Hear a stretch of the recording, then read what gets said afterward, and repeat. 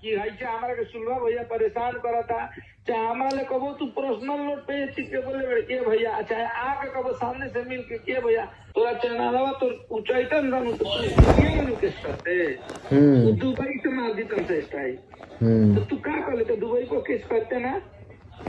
तू जितना भी स्ट्राइक का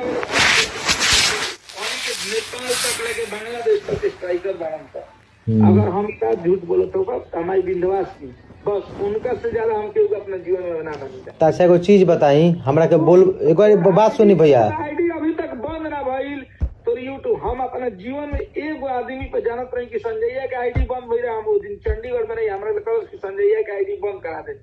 हम ठीक है गांडू के छोड़ ओकरा कुछ, लेकिन 2-4 दिन बाद खुलवा दिए,